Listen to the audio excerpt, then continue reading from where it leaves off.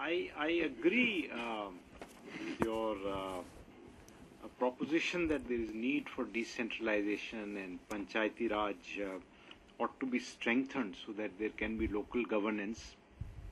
They should be involved both in planning as well as implementation, and there can be much better monitoring.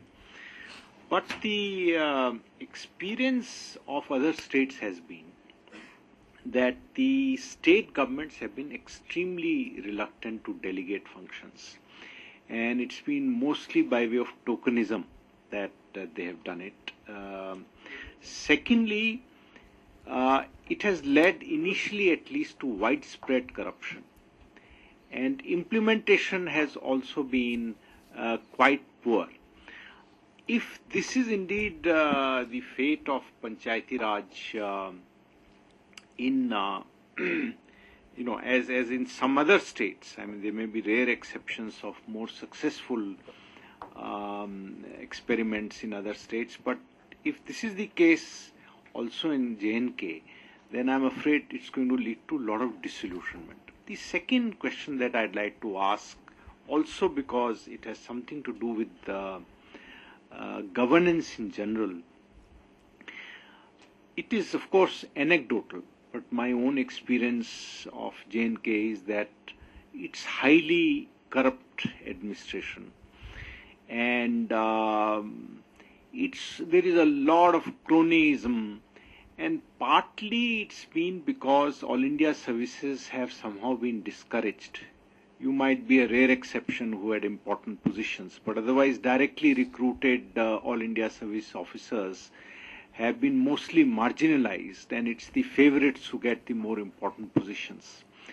And consequently, it has not had the quality of governance because J&K state administration, one is not quite sure of the quality. Do you think this might have anything to do with the poor governance, maybe one of the contributory factors, because governance ultimately seems to be the more durable solution? Now you have opened a Pandora's box. I suppose that there was Pandora's box was to be expected on both issues, because you have of course pointed out the corruption that is intrinsic in the Panchayati Raj system in the rest of the country, and the corruption that is intrinsic in the administration of Jammu and Kashmir. I think you have tended to jump to conclusions with regard to Panchayati Raj. The institutional framework is there. If the institutional framework is not working in certain places, the idea is to get that institutional framework to work. Not that you throw the baby out with the bathwater. Now, democracy in India has its own failings, but I think we have to understand it is a consequence of democracy in India that we remain one and united, and not only one and united, our unity and our sense of being India has only been strengthened. Even though our country had to go through the trauma of a partition along religious lines just after we became, at the time that we became independent. Yet, our unity has grown, yet our strength has grown, despite all the chaos of a democracy. So yes, there is the danger of corruption in the panchayat system. This has been accentuated, unfortunately, by the very ambitious poverty alleviation programs of the government of India, which has disbursed a whole lot of money directly to the panchayats, and therefore there are vested interests which have developed there who hope to expropriate that money and so on. But we can address that. Here in Jammu and Kashmir, it is a much smaller affair.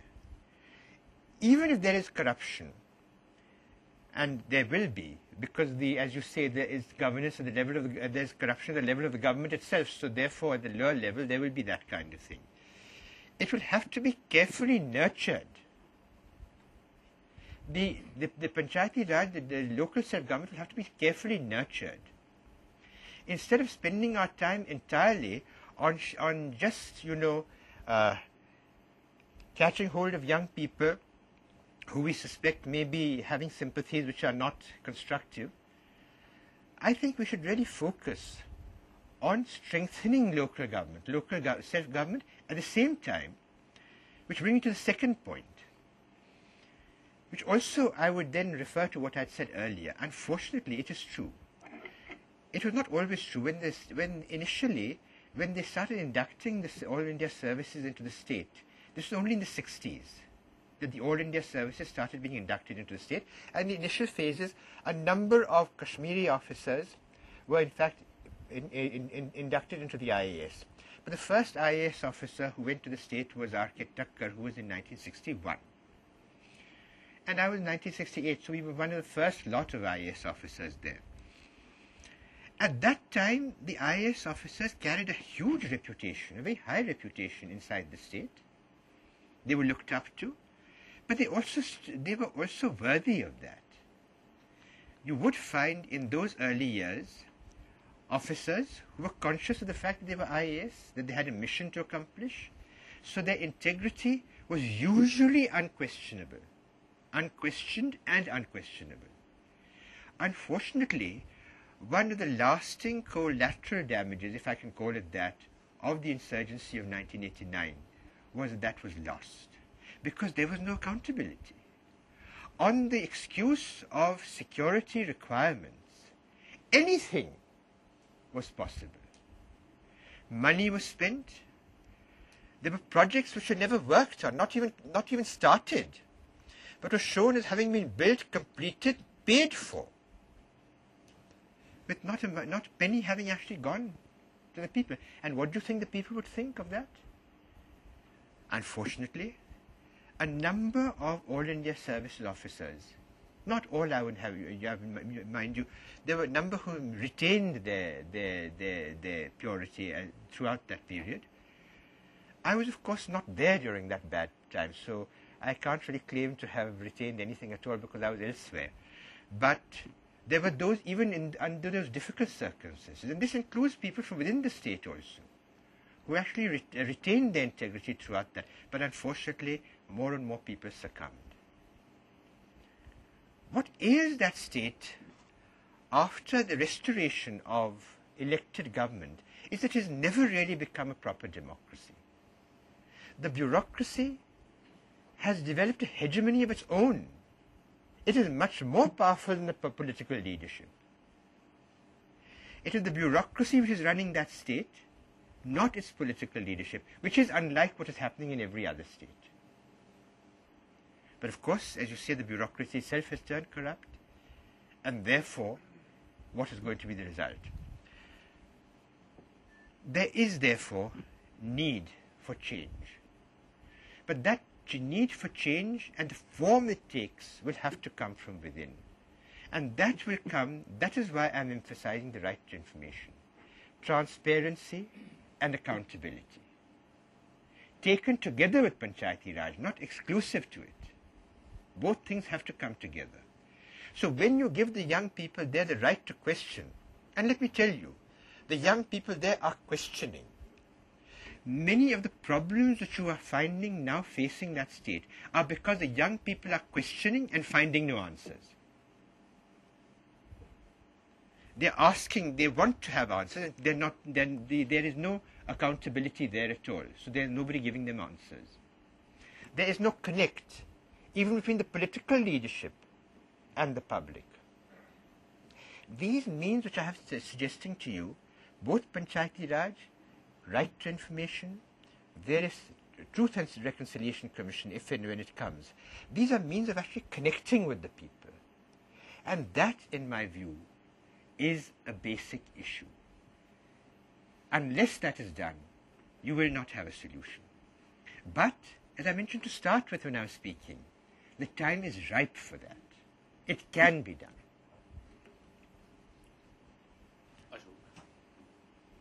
Well, I think part of what I would have asked has already been answered. But still, then I would say, you mentioned that, compared to other states, here is a case, there is a difference in the case of Jammu and Kashmir, where bureaucrats rule the roost. Maybe, in my state, my home state, Orissa, similar is the case. But that apart, this crisis of governance is something which is a pan-Indian phenomenon. It's not limited to Kashmir alone. But having said that, even if everything were to go as per our wishes, even if there would have been better governance and all, would you say that Kashmir would be peaceful?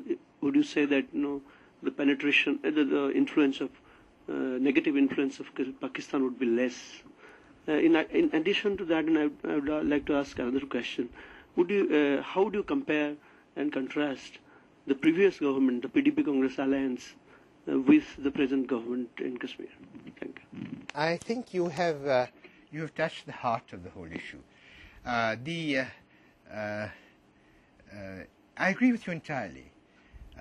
Jammu and Kashmir has, for many, many years, had the reputation of being very, very corrupt. But having served and I had that feeling also when I was actually serving in the state to start with. When I came to serve in the government of India, and particularly in the Prime Minister's office, I found that it was by no means the most corrupt state at all.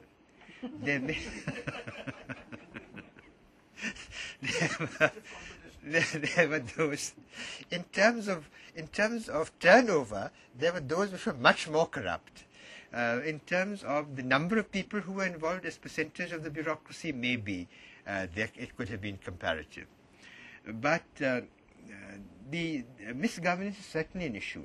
But here, it's an issue not only in the state of J&K, it's an issue across the country. There have to be efforts made by the government of India, and I've been working in all the jobs that I've had towards overcoming that.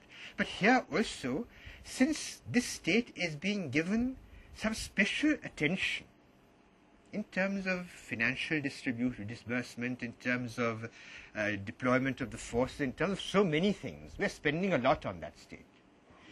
Why do we not spend that money, those resources, on actually improving governance? Because you know what is wrong.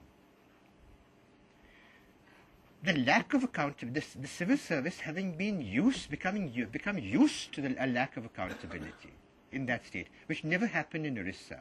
There was always a degree of accountability. Here to become used to no accountability is failing to get over that. And they feel that the ministers who are now there are somewhat like the yes ministers of Sir Humphrey Appleby, that they're not supposed to do any work. We are supposed to do all the work. They're only supposed to put up a face. And how dare they start asking us what we're doing? Unfortunately, this has been the attitude.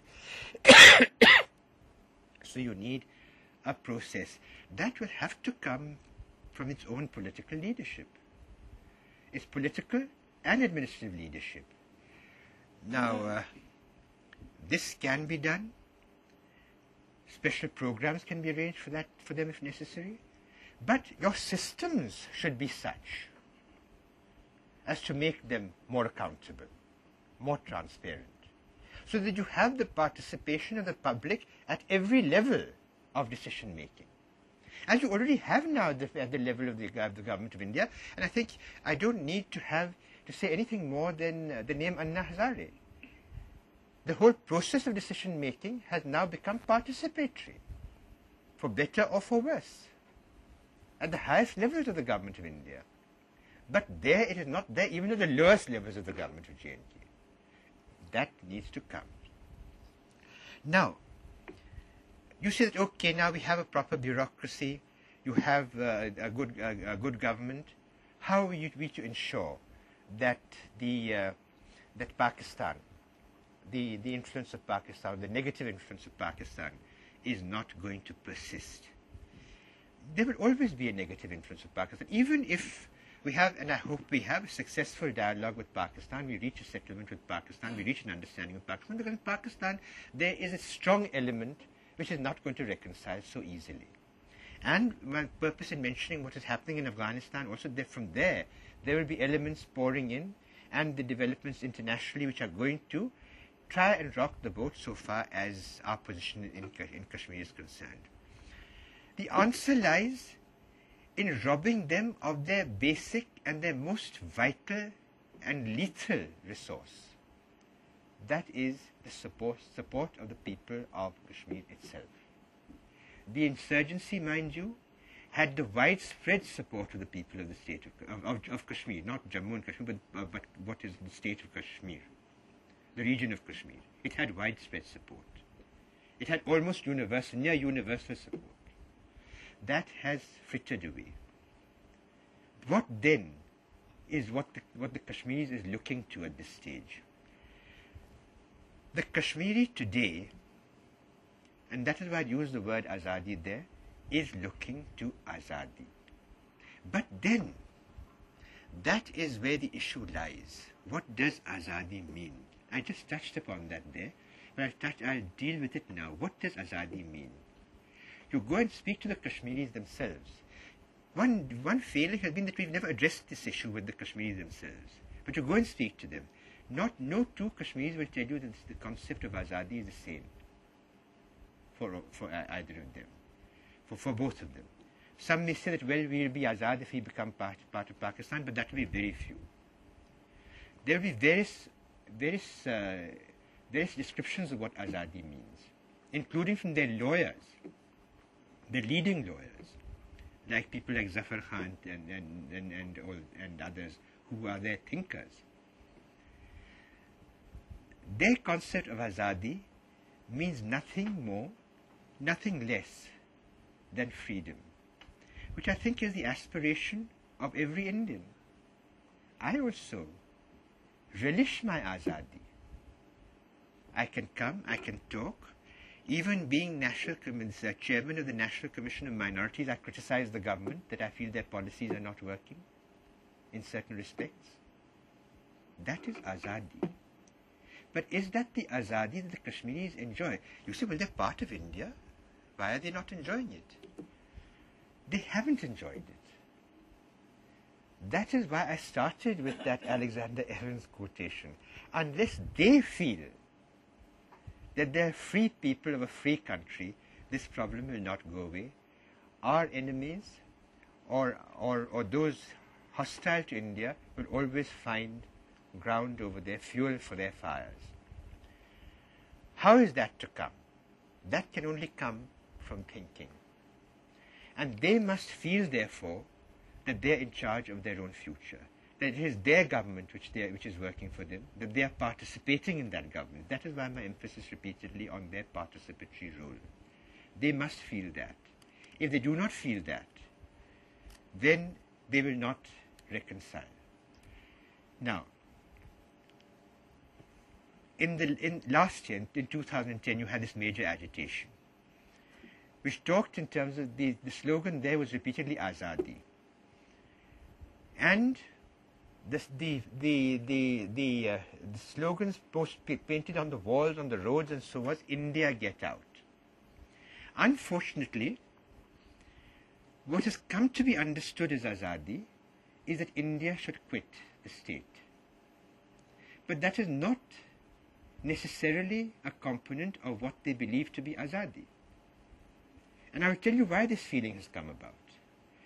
Their feeling has been, an aspiration has been, that it is Azadi that they want. Unfortunately, because of various factors, there are those elements, the ISI, the other elements, and in their own society, the radical elements, who have led them to believe that you will never get Azadi as part of India. Why? Because you happen to be Muslims. And Muslims will never be treated like other Indians. Or you may have, as mentioned by my friend Narendra Sasodi, you may have somebody like Wajahat Habibullah who gets a few opportunities. But as a community, you will never be treated like that. Now, see the history which I tried to recount and the problems which they faced. A huge military presence. Do you have a similar military presence in any other city in India? No. But why do you have to have it? The answer from these people, which we are unable to contest, we have not contested these answers, is because you happen to be Muslims, you are not trusted. One. I say that I am not being allowed to to elect a government of my own. The kind of government that I want is not the type of government that I've got. Why shouldn't I be able to elect anybody that I want? You will never be allowed to do that. You're not a Muslim. you're a Muslim, you will never be given that freedom. After all, you may elect somebody who is radical Muslim, so you can't be allowed to do that. All these have fed into this feeling. And this has unfortunately been precipitated or exacerbated by the fact that this integrated society which existed there, in which there was no doubt a smattering only, very few Kashmiri Pandits compared to the whole population, but they were very much integral part of that society. They are not there. So that you have left the ground free for those who would like to propagate among the people this kind of radical thinking. And unfortunately, today radical thought has taken root among a lot of young people in the state, whereas in the rest of India, radical thought is does not characterize young people of any community in India, which is why radical thinking among Hindus, Muslims, or anyone is on the decline in the rest of India. Unfortunately, in Kashmir, it has taken root among the young people in India, and that is a direct fallout. This has again been exacerbated by what happened in 2008 on the Amarnath Yatra, which they felt they were not agitating against the Yatra at all, but was sort of projected as an agitation against the Yatra, against so many Hindus coming, which is not the point at all. It was a question of land. And I think young Umar had defended the case very ably in Parliament.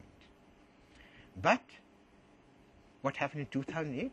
What happened in 2010? What happened in 2010 was that more than 100, I would regard them as children, were killed in police firing in the state. And what was the reaction in the rest of the country? Over the media? Hardly anything at all. Their interlocutors from the other side will ask them, had such a thing happened in Delhi, what would have happened? Had such a thing happened in in Mumbai, what would have been the result? Would the government have lasted even one day after that?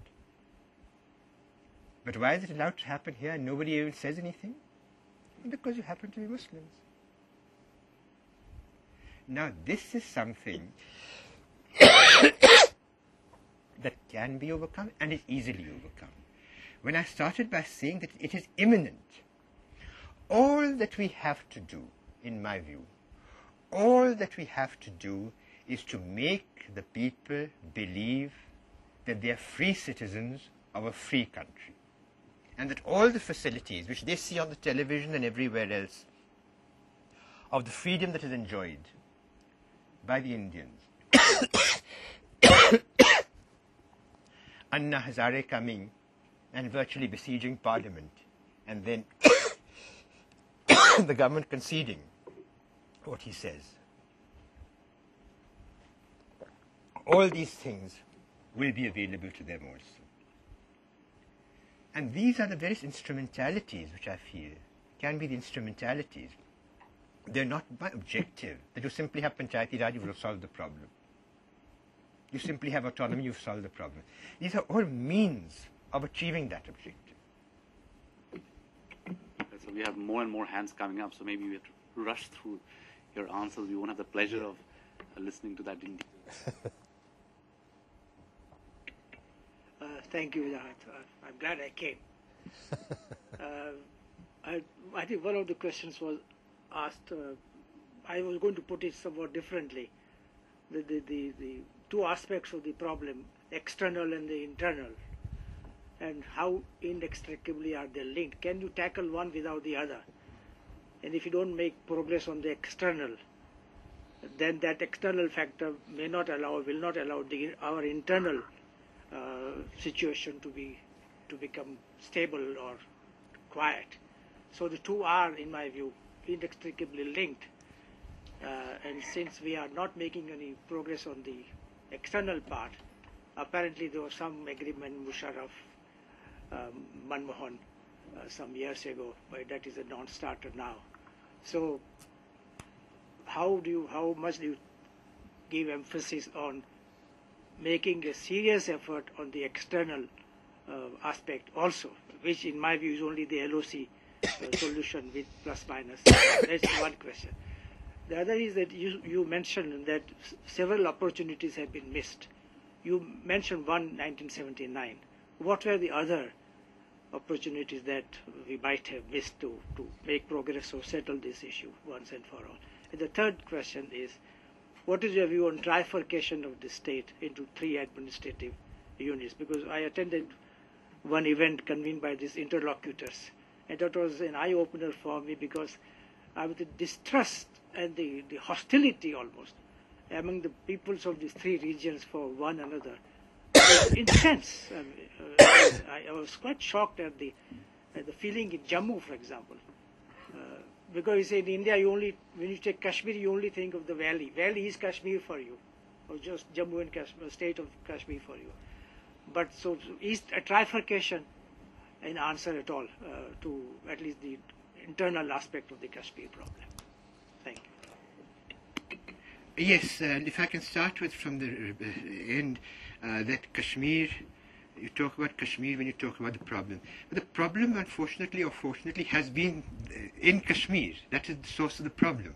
In Jammu and Ladakh, there has not really been much of a problem, even though you've had large Muslim populations. And I mentioned, of course, the 6th Battalion to start with, what happened in 1940. But ever since then, Poonch and that area has not really been a problem. And so Kargil has also not been a problem. The problem has been in the valley, which in my view had been responsible for pressing the accession to India, but then has been disillusioned with that accession. You're perfectly right.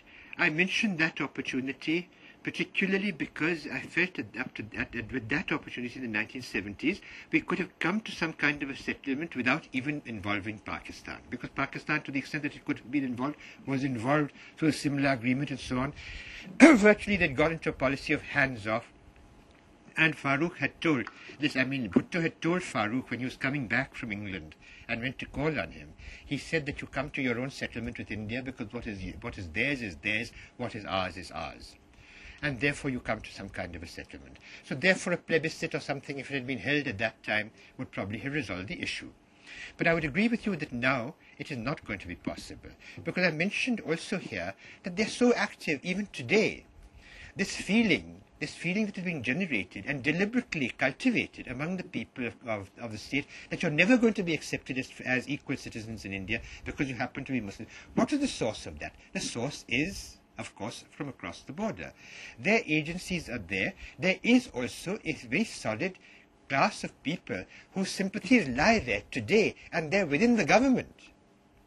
They're actually part of the government. So unless you come to a settlement now, the opportunity of the 1970s is now gone and over. Unless you come to settlement now, you're not going to have a lasting resolution. To that extent, of course, I would agree. But then I would not agree. Of course, you wouldn't be more in the know than I, that the Kasuri Accord, which with the Musharraf Manmohan Accord, is a dead letter. It is not quite a dead letter, because from what I gather from the Ministry of External Affairs is they're trying to get a commitment from Pakistan that will be a starting point, without conceding that this was the Musharraf formula. They're ready to go back to that to actually come to some kind of an understanding. My own reading is, so far as Pakistan is concerned, that so far the civilian leadership of that country is concerned, they would like to come to some kind of a settlement here, because the fact that there's continuing hostility here feeds into the strength of the army, which is a threat to them, which is a threat to the civilian leadership itself.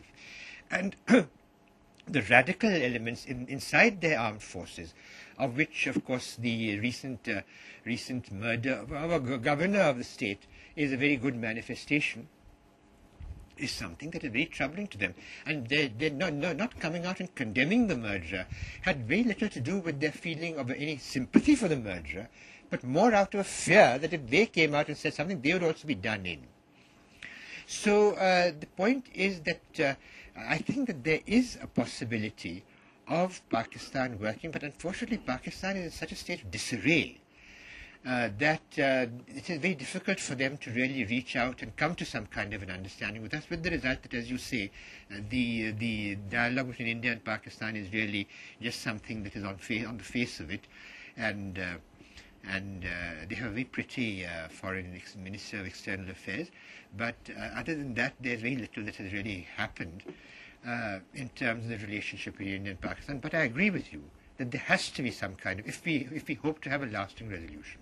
But what I said in answer to that earlier question is what we should start doing, even while we're working in that, and give the people the feeling that yes, we are sincere in our efforts at reaching out. If Pakistan is not ready, what they are ready, we will try and assist them to come to some kind of thing.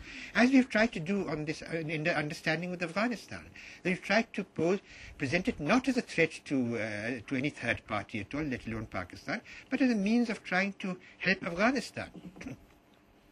So similarly, we can certainly work towards giving the people of that state the feeling that they are the ones who our concern is with. Unfortunately, that feeling has also not been going out to them.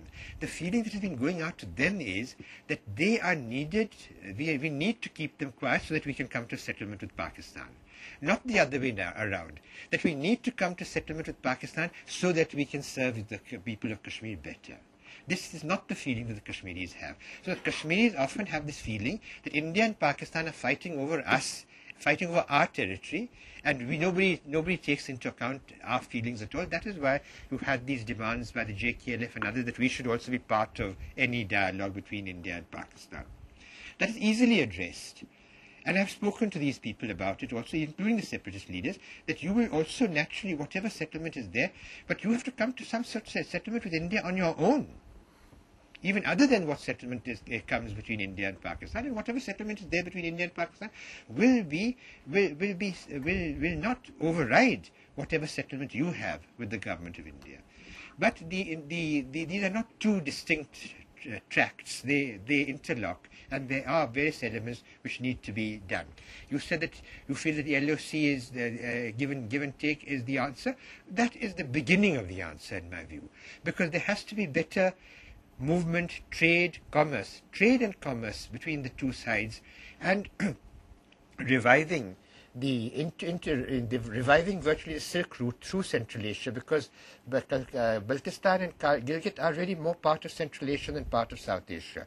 But through that route, which was the traditional Silk Route, is, in my view, not only economically the best solution to the whole problem, but also culturally, ethnically, and in terms of strengthening the entire security of the region.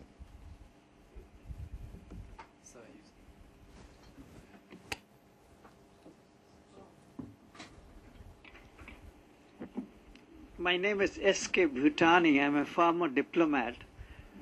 And my question was about the social structure and how it influences the Panchayati Raj. Now, what you see is hegemonic families who have dominated society and politics since before independence. I mean, you have the Abdullahs and you have the Maulvi Farooq and his father, and the same on the other side. So in this kind of dynastic control, really it would be their men who would be controlling panchayats and making sure that the money and the votes go in a certain direction.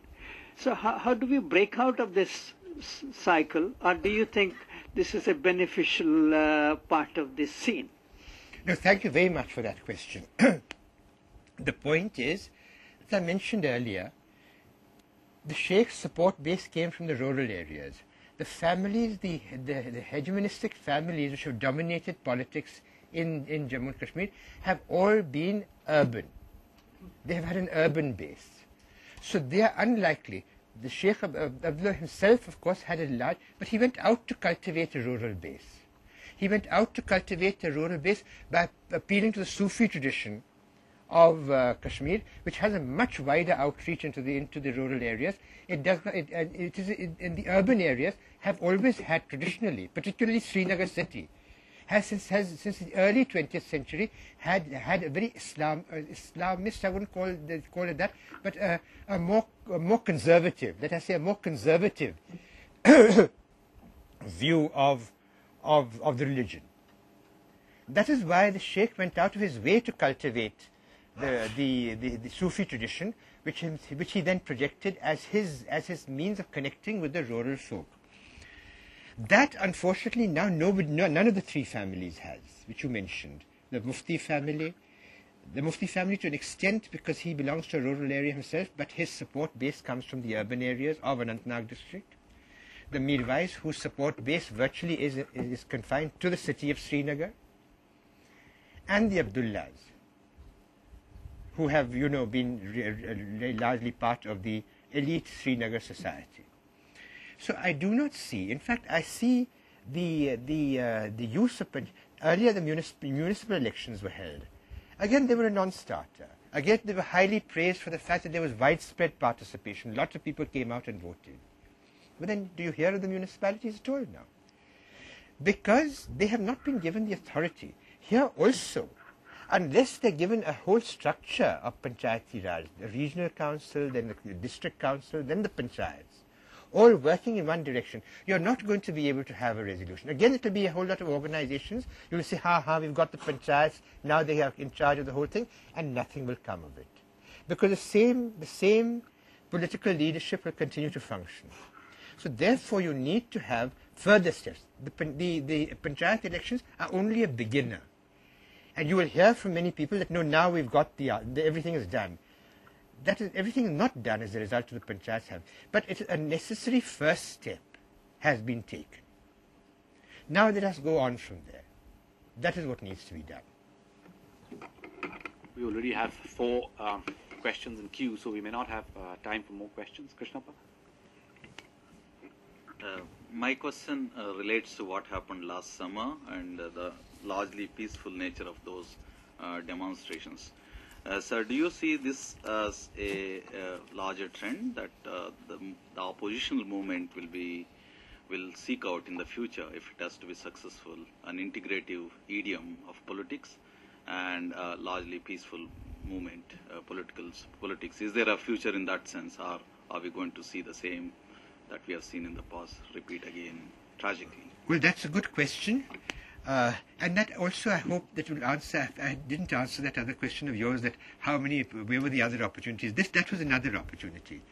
Last year, when the agitation broke out, there was an opportunity. There was an opportunity for dialogue, of speaking to the young people who were agitating. For the first time, in the case of a custodial deaths have been happening for a long time in the state. But for the first time in a custodial death, you had the chief minister ask for a court of inquiry, and the army considered, yes, that they will have a court of inquiry. They may have said that no, it was not a custodial death, no, but they agreed to have a court of inquiry. On that basis, it was possible to reach out to people and say, look, there has been unfortunately a custodial death, we will inquire into it, and we will. But there was no connect between the government and the people. The point that you made is actually correct. But very few other people have noticed that those were peaceful, that was a peaceful outbreak of agitation. No guns were used. Using of stones, is that such a lethal device that you have to start shooting people who use stones? A professional police force will never do it. A professional police force, that's what I also meant, that here you were throwing, the propaganda is that here you were throwing stones and you were fired at, you were killed. Why? Because you happen to be Muslims. This is what will happen to you if you're part of India. That is, unfortunately, that voice was there then, the counter voice which I'm mentioning to you, that voice is still there now, talking in terms of, no, you are not going to get justice in India because you happen to be of a particular faith. So therefore, that needs to be addressed. Unfortunately, there has been, perhaps unnoticed, but again, a niggling rise in armed militancy inside the valley. You know that in recent times, in Kupwara, you had an ongoing armed conflict between militants and the army for several days, lasted several days. 4 army men were lost, including a lieutenant. 8 militants were killed, but we don't know whether that 8 militants were all the militants who were there. Did some escape? Are some still there? We don't know. So there is again that rise. We have to guard against it. And you see, that you can't every time just use the army to guard against that. There is, after all, a civilian government. There is governance. There will be, hopefully, panchayats. They can take responsibility for actually guarding against these things and the rise of that. The idea, what you talk of is an ideal where you will have demonstrations, agitations which are peaceful, which are also heard and action taken. We haven't come to that yet. We need to have the institutional framework for that purpose. But the positive, great leap forward, if I may say so, is that there has been a conscious decision, a consensus arrived at among the political leadership, separatist and mainstream, and young people, that the use of weapons has been a failure and should not be taken recourse to in agitation. Are we going to allow that to grow, to strengthen, or are we going to again lose an opportunity? That was an opportunity where the public has taken a conscious decision that they're going to abjure violence, the use of armed violence, and yet you fail to respond. Have we lost that opportunity now? And I said again, there is the use of recourse to violence happening, beginning to happen. Have we lost that opportunity? Similarly, there have been so many, because 1953, for example, it was precipitated by a resolution of the National Conference Committee that a third element should be introduced into the plebiscite. There should be, the plebiscite resolution was Pakistan or India. They resolved that there should be a third element, and that should be independence. And Sheikh Abdullah was actually catering to a certain part of his constituency. If the government of India had the confidence that yes, independence is obviously not an option, because where will they go if they're independent? For the very reason that Sheikh Abdullah himself had mentioned. And said, yes, we have no problem. Pakistan could not have that stage and say, no, we don't want independence. They would have squared their pitch with the government, with the people of Kashmir. That was an opportunity lost. But there have been so many thereafter. So many. I would be interested to know, sir, who is going to address the center or the state, the politicians or the civil society, but we'll have Arpita's question first. So my question is based on some things you've mentioned in your book. The first is you've spoken about the track 2 processes that are on, and you've mentioned the work of the Center for Dialogue and Reconciliation. I would want to know what is your assessment of how far they have gone. Is this a successful thing? It's been on for a decade now. What have they achieved? Yeah.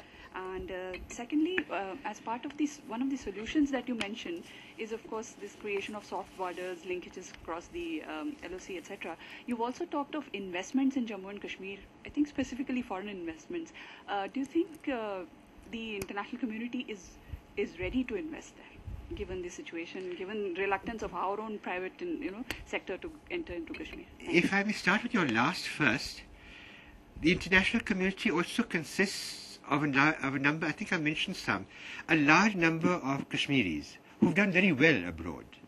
And we're only too happy to invest. That's also part of my whole argument, that give them freedom, let them feel that they have the freedom, that the people from abroad are coming to invest here, and that they are able to go out and work wherever they wish, which is the freedom which is enjoyed by all Indians in all Indian states. But FDIs are not allowed inside the state of Jammu and Kashmir. So that is something that is allowed. And sometime in the future, when our relationship with Pakistan so allows, you may even allow people from there to come and invest here, and our people to go and invest there.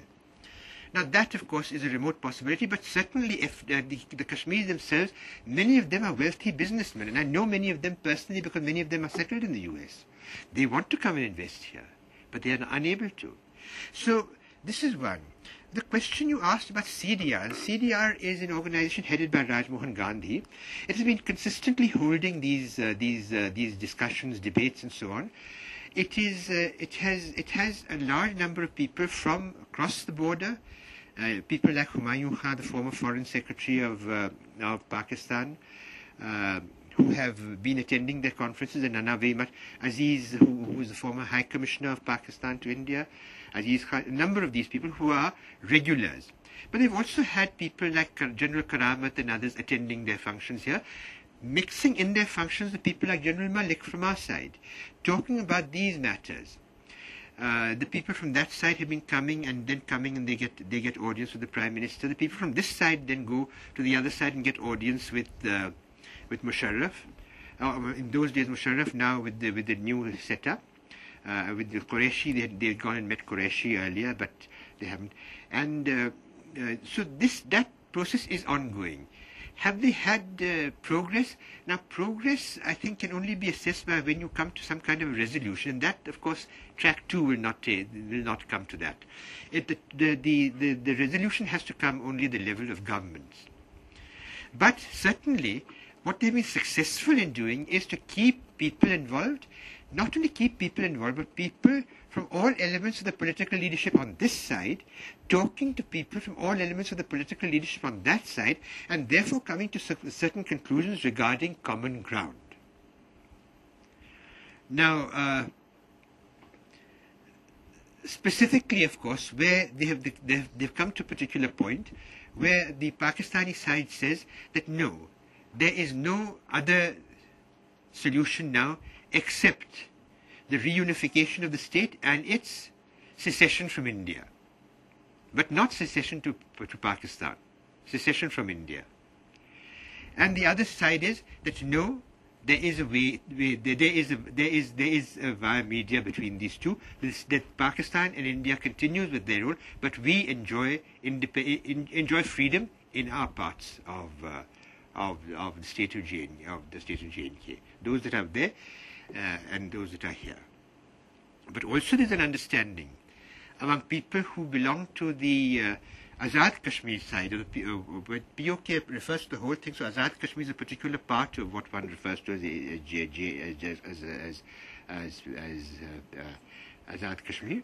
The areas of Gilgit and Baltistan, the northern areas, there is a feeling there that they don't want to be part of any state, anything to do with Kashmir, that they want to be an independent state of Pakistan. All these things have actually been expressed in these things. So it gives also further something substance for us to chew upon.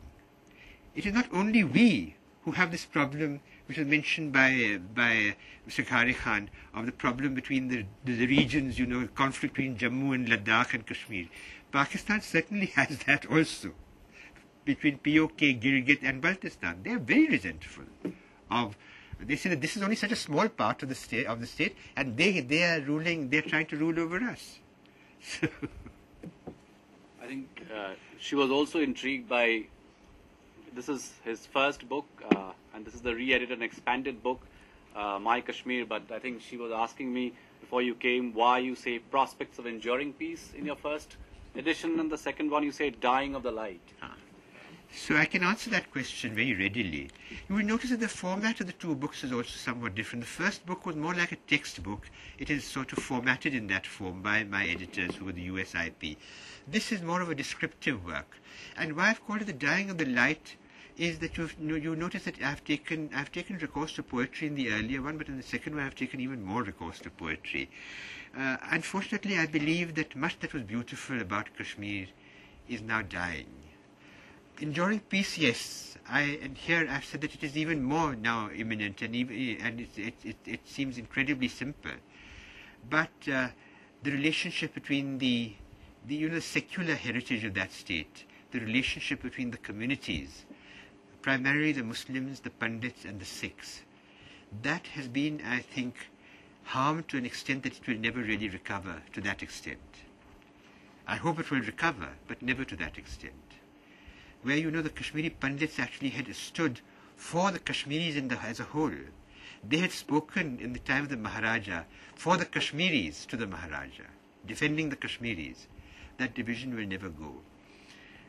The history, the tradition of non-violence, lauded by none other than Mahatma Gandhi, that is never going to come back. The moral fiber of that society, I'm afraid, is lost. So whereas you have peace, that beauty, the light is going. And that is why I've quoted from him saying, rage against the dying of the light. Don't allow that light to go.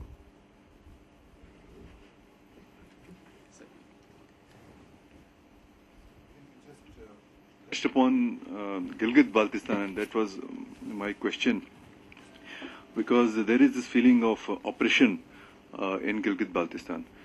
So when we talk to Pakistan, firstly, what is it that we talk about? Because there's so many problems on their side of Kashmir, and they are the problems now you have also mentioned the Chinese coming in, etc. So there is a whole geopolitical element to it. So what is it that we will talk with Pakistan? That is one, which will help the state of Kashmir. I mean, there was this approach of soft border, etc. But beyond having a bus and so on, and that too, I think it's not working that well. Not well. Nothing much seems to have happened. So what is it that we will talk about Pakistan which will actually resolve the question of Kashmir? And the second is, who do you talk with in Pakistan? You mentioned about disarray in Pakistan. And this is the problem. The civilian leadership there is they cannot really deliver. They're so scared. And then you have this whole army, which was mindset. In fact, now they are getting cornered because of these problems with the US, etc.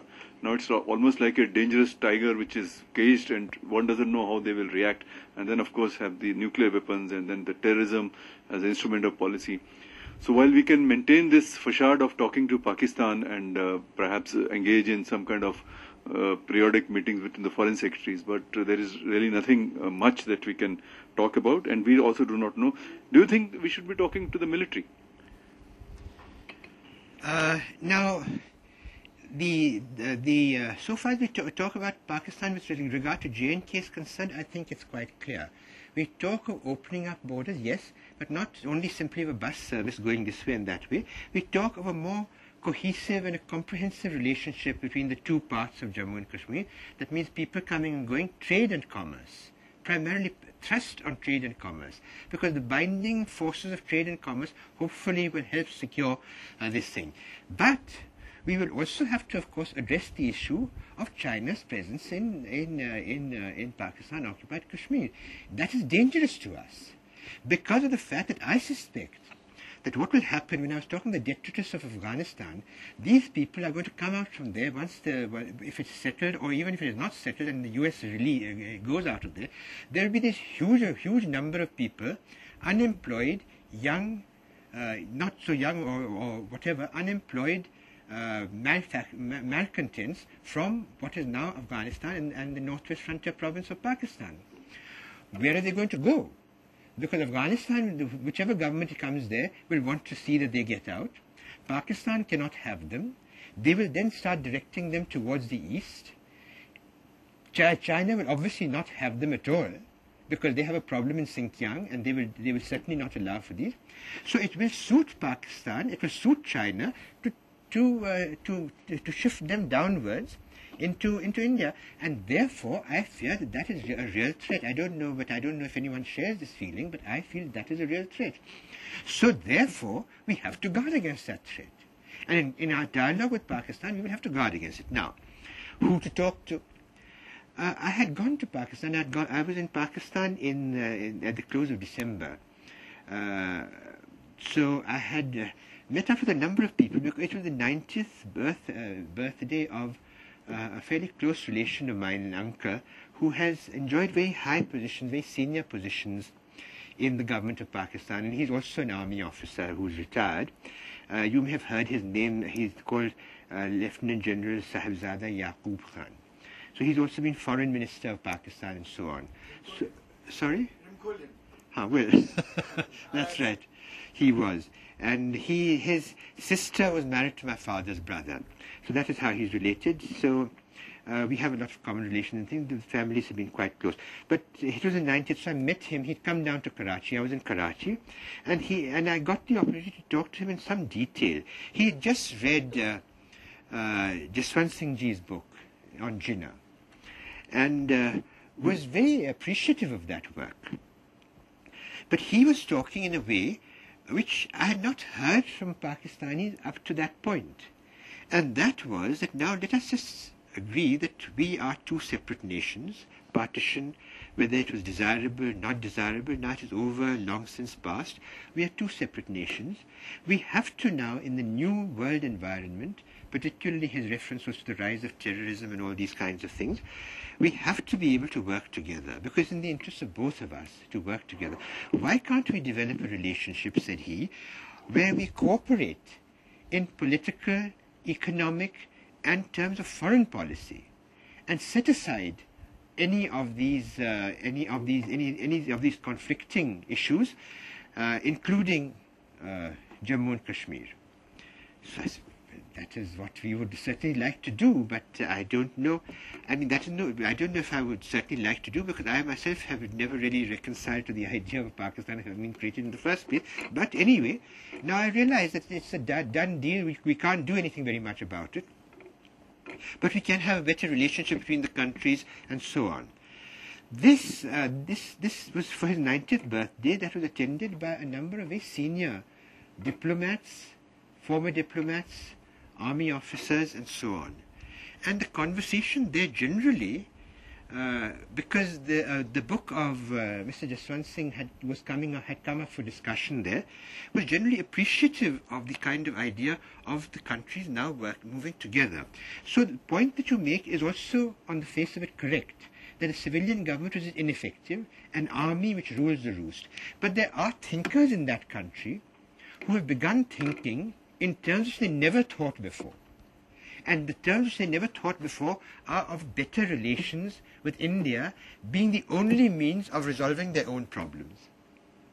So we have to try and take advantage of that. And to take advantage of that, we have to strengthen the interaction between the intellectual levels. Unfortunately, in Pakistan, unlike as in India, public opinion has little say. It may have some say, but it has little say in government. They can't really influence government. Here they can actually overturn governments, but they can't do that in Pakistan. So just because the intellectuals and the public opinion of civil society thinks in a particular way, is no need for us to say that, oh, well, you see, now they will just pressurize their government and we just have to work with them. But they're one source through which we can work in order to build up and at the same time work towards trying to strengthen their democratic, because the democratic aspiration is widespread, particularly among the middle classes, particularly among the thinkers there. The democratic aspiration is widespread. There is now, even among the separatist leadership of Kashmir, a realization that there is no middle ground. There was separatist leadership led by the JKLF, which had felt earlier that there is a means, you see, of becoming independent, or becoming independent of India, but retaining the philosophy of Naya Kashmir. That means a secular democratic republic. They realize that that is not an option now. That will never happen. You will either turn radical and come under the influence of Pakistan, or remain a part of India and then retain a degree of freedom. This is an option that they are very conscious of. It's also an option inside Pakistan that either if we want to become a democratic, secular republic, then we have to have a better relationship with India. There is no alternative, because if we don't, we are going to turn radical. This feeling is there also in Pakistan. So we can capitalize on it. At least we can get the thinkers and young people, the educated young people, who hopefully will become the leaders of their public opinion in the future, to work with us in bringing this about. And the last quick question from you. I'm Medha Bisht from IDSA. Sir, in the coming years, how do you see the issue of water being played up between India, Pakistan and the Kashmiris themselves? Thank you. This is an issue, and it's only now started becoming important again. But you will remember that when Sir Zafrullah Khan made his speech in the UN, saying that our occupation of Kashmir is illegal, he cited this very close. Why was it illegal? Because all the water sources of Pakistan came through the state of Jammu and Kashmir. Now, there has been this feeling. And the question was asked earlier also about CDR. CDR has been, in fact, addressing this issue. And there are a number of thinkers in India and in Pakistan, and that is not a political issue really.